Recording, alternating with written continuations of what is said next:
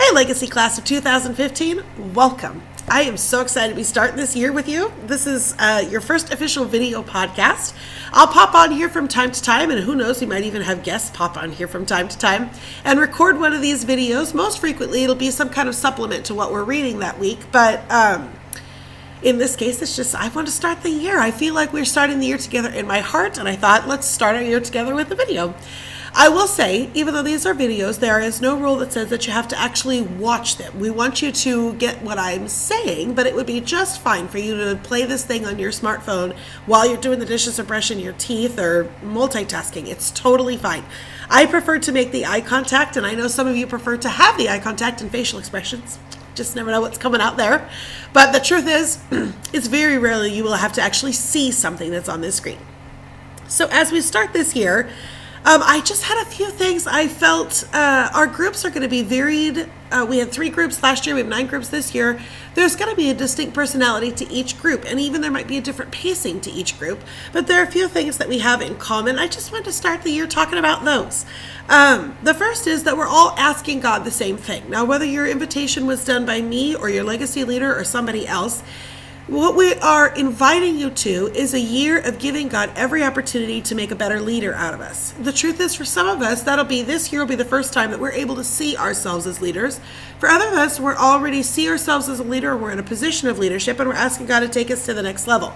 But that's something that we all have in common. We're going to spend the year doing primarily discipleship. We'll talk about leadership, and we're definitely asking God to make leaders out of us, but the truth is, if we're going to be a good leader doing eternal work, we need to be incredible disciples. So the vast majority of the year will be spent discipling you, but I don't want us to lose sight of the fact that we are asking God to do something specific in making us leaders. And so I just want to start that year saying that's something that we all have in common. Secondly, the legacy leaders have met, and we have something in common. Even though our personalities, our genders, our ages, our passions are very different, there's one thing that we decided we all had in common, and that we were asking God to do one thing through us. That we might be recording these podcasts, we might be leading, facilitating conversations, we might be doing mentoring, we might be doing supplemental research in order to be prepared to facilitate. But there's one thing we felt was our responsibility. If we could boil our job description down to one thing, we came to the agreement that one thing was that falling in love with you. That might sound like a super simple job description, or it might seem off. When this is a leadership development program, you'd think maybe our one thing we should agree on is that we are going to raise up leaders. But here's something that we believe. Throughout the course of the Bible, it just constantly talks about if I do this and I do that, but I have not love, or they will know that we're Christians by our love. That is a reoccurring theme. We feel like if we could sit with God and get his perspective on each one of you, that we would, 1, fall in love with you, and 2, we would do anything in our means to help you on your journey. And most of the time what that means is investing time, or asking God for insight into what it means to lead you, or giving us the courage to tell you the truth, or anything like that. We feel like if first and foremost we put our eye on the ball of falling in love with you, God would take care of the rest. That when you love someone, you just do what's necessary, and you find the time for it, and you find yourself enjoying it. I say that because I want you to know what our purpose is. That even though we're asking God to make leaders out of us, and we recognize that this is a leadership development program, our number one job as leaders isn't about leadership development. It is just about plain old being in the business of people and loving people. To that end, I wanted to forewarn you, because being on staff, I'm just a regular old person, for crying out loud. Anyway, I'm just a regular old person, but sometimes I invite people out to coffee, or I invite them into my office because I want to chat with them, because I'm falling in love with them and I want to get to know them better, and they feel like they're being called into the principal's office, or that they might have done something wrong to be singled out in this way. So I just thought it was worth forewarning you that your legacy leader is probably going to ask for some one-on-one time with you from here or there, and maybe even especially here at the beginning. You're not being called to the principal's office. You haven't done anything wrong. We're not going to warn you about you better. We want to get to know you. How in the world will we get God's perspective on you? How will we fall in love with you if we don't know you personally? There's a ton we're going to get to know about you in the group setting, but It's just not sufficient sometimes. So I just want to forewarn you, you're not in trouble in any way, shape, or form. Your legacy leader just wants to get to know you because we feel like we have one job from God, and that is to fall in love with you and then respond to that love in any way, shape, or form that it takes this year. So you might be getting that call. I just wanted to let you know. Something else I just thought was worth noting is that I have given the legacy leaders total free reign. They have asked me for specific things. I'm not sure if you're aware of this. My name is Angela. You probably know that. What you maybe don't know is that I lead the legacy program. Maybe I should have started the video with that. And in that, I am coaching the legacy leaders that are leading your groups. And so I have given them free reign to follow God in this journey. So we've all agreed that we're going to read the same books and we're going to the same retreats, and our goal is to fall in love with you, and that this is a leadership development program. There's tons of stuff that we've agreed on, but really, this is their journey this year just as much as it's your journey. So last year they said, God, I'll give you any opportunity to make a leader out of me. And what he did was make a legacy leader out of them. But they're turning around and in this new role asking the same exact question. This is their journey just as much as it's your journey, maybe even more. But they are, again, turning around and saying, okay, God, you've put me in this position of leadership. Make a better leader out of me. And they'll go through this year like that. So it wouldn't do any good for me to dictate to them how they go about this. So I just thought I would give you some context for what we'll be doing and how different our groups are, because I fully expect as you guys meet each other at the retreats, you'll know other people that are in legacy that aren't in your group. And you're going to encounter like, what? You talked about what? You did what experience? You what? I've given them they have asked me for some specific training, some specific feedback, but then I have in turn turned around and said, your responsibility is to respond to God. So I'm giving them information, but the truth is they are going to walk this journey out in partnership with God. What that might mean is that for some of our legacy leaders, they are highly, highly relationally driven. So you might find your first month, even though you're reading a book and the book is super important, your legacy leader might decide that building a firm foundation of relationships between your people is more important than discussing that first book. It doesn't mean you shouldn't read the first book. It doesn't mean you've wasted your time reading that book. It just means that your legacy leader is responding to God, and they're going to put an emphasis on relationships before they dive into the curriculum. One thing I didn't see coming last year when we started Legacy was how God would use the supplemental stuff of Legacy just as much as, or more than he did the actual material that we read. Every single book was valuable, and when we cut them down this year in order to make less of a reading commitment for the class of 2015, it was mourning. We mourned the loss of some of these books that we read. That does not mean that God isn't going to work even when we take weird tactics. So last year, as I was praying through some stuff, we would come to some of our meetings and we would literally not crack our books at all. We would do what I called a house of prayer, where we did different prayer exercises, or we would discuss relational things as relates to the book. I just wanted to pre-warn you, I know in a group of 50 plus people, some of you are good students, and therefore you want to read the book and you want to get together and you want to discuss the book. And some of us are not readers, and therefore the amount of reading that this is was a huge commitment. And therefore, if you finished your reading and you got to the group and you discovered that the group did not discuss the book that night, you might feel like that's a waste of time. What I just want to admonish you with at the beginning of the year here is that this is a journey that God is giving to you. And the material is part of it. The relationships are part of it. You having a mentor who is leading your legacy group is part of it.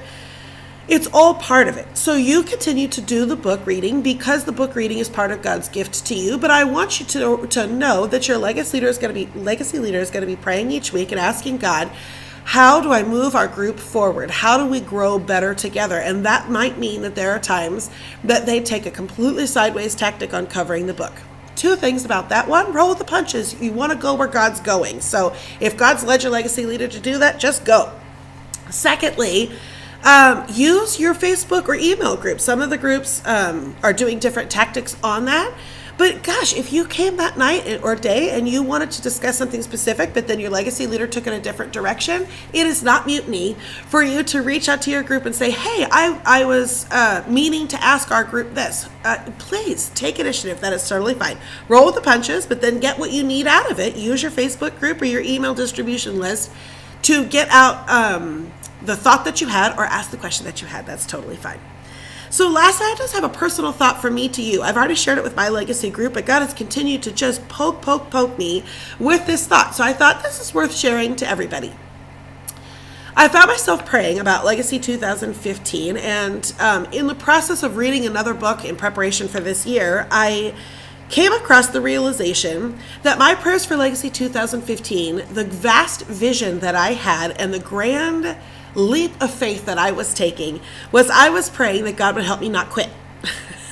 And I'm embarrassed to say that, but the truth is, actually, I realize that was the sum and total of my faith. God, give me this year. I know it's a gift that you're giving me, but help me to engage with it all year long. Help me not to peter out halfway through. Help me to get everything I can out of each of the books. But in the end, I wasn't asking God for anything he wasn't already offering. So one of the things that we have said from the beginning of this year of Legacy is that Legacy is a gift God is giving you, not something he is asking from you. He is not saying, I want you to be better and therefore read these books and then you owe me a book report. He is saying, I have big dreams for you. I cannot wait for you to reach your full potential because I've made you to be this. And therefore, here, read this book. You're going to love how this feels. Or join these people in conversation. Or go on that retreat. Or slow down. Or pick up a better hobby over here to supplement what you're doing in Legacy, because I know it's a big commitment. But the truth is, if God gave us Legacy as a gift, then God has already looked at our calendars. He's already looked at the retreats. He's already looked at the books. And he's saying, this is what I'm giving to you. So we actually do not need to spend a bunch of time praying, God, help me finish. Because God has already said, this is what I have for you, and I can't wait to watch you walk it. I can't wait to help you walk it. I can't wait to work a miracle for you to get to that retreat that you think you're not going to make it to. I cannot wait to work a miracle to help you pay for that book. I cannot wait. God's already said Legacy is a gift he has for you. You don't need to spend a bunch of time praying that he'll help you complete it. He's already on board with that. What I'd like to challenge you is, what are you asking God for? If he's already going to help you make the calendar dates, and he's already going to help you find the time, and he's already wanting and willing and waiting to assist you to have this journey be all that it could be, what are you asking him for? And maybe that seems selfish to you. Some of our narratives about God are that different from that. But the truth is, if God says, if you who are just human fathers, if you who are sinners want the best for your children, how much more could I want for you? God is not saying, well, I've already given you Legacy. Why are you asking me for more? God is saying, bring it. What do you want? What do you want out of this year? I'll do it. Okay, let's go. I'm asking you, what do you want out of this year? I know you want more than to just say, I didn't quit. I know you want to get to the November 22nd graduation of the class of 2015 and say more than, oh, phew, I made it. I know you have dreams, hopes, and expectations. What I wonder is, have you actually acknowledged them to yourself? Or what I wonder is, are you asking God, hey, do that? For instance, for some of you, you have things about your life that you have wanted to break free. When I actually started asking myself this question, I had a couple of dreams about Legacy, but I actually had dreams about my personal life that have nothing to do with Legacy. But when I asked this question, and I realized I got a year ahead of me, I'm embarking on a year-long journey, just like the rest of you, I discovered I had things about this year that I really wanted. And if I was honest, I wanted God's help on it. I have one specific area that I have tried to break free from. But I realized in the process of asking him, asking myself, what do I want God to do this year? I realized I hadn't asked him, would you help me do that thing? I have done. Anyway, it's a longer story, but the truth is, I think we have hopes and dreams that we think are sitting over here, and Legacy is over here, and God's given us the gift of Legacy, and maybe that'll be the foundation where he'll use to actually give us this other thing.